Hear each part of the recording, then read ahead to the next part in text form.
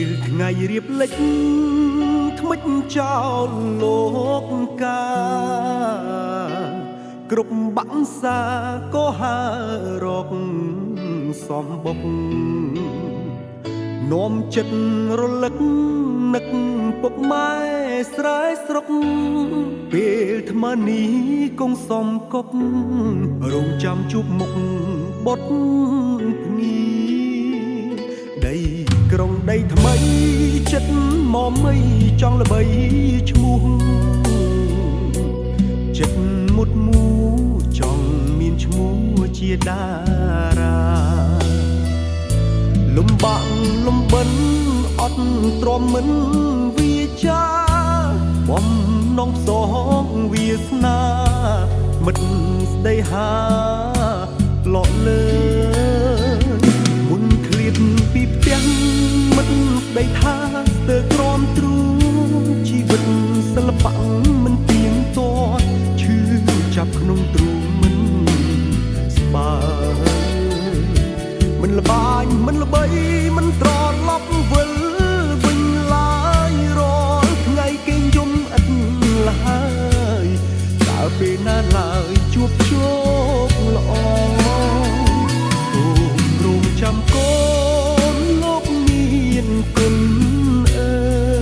យកូននាំជ័យមួយថ្វាយលោកមានគុណបងលំបាក់ក្រកសត់ខំមាត់ទ្រាំអត់មិនខ្ងល់អ្នកចំរៀងកូនអ្នកក្រនឹងច្រៀងកំដរអ្នកគ្រប់គ្នា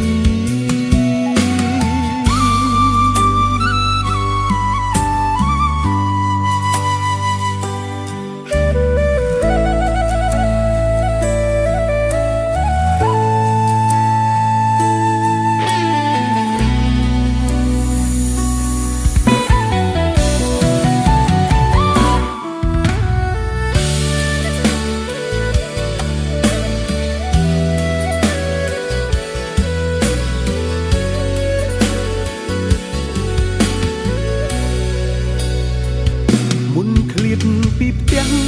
មិត្តស្ដីថាស្ទើរក្រំទ្រូជីវិត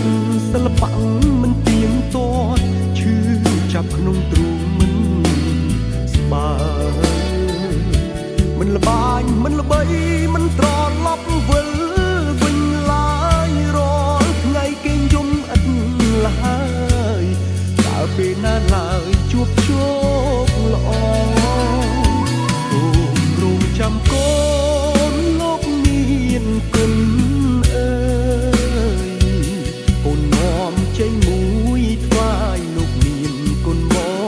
ងលំបាក់ក្រកសត់ខំមាត់ទ្រាំអត់មិនខ្ងល់អ្នកចំរៀងកូនអ្នកក្រនឹងច្រៀងកំដរអ្នកគ្រប់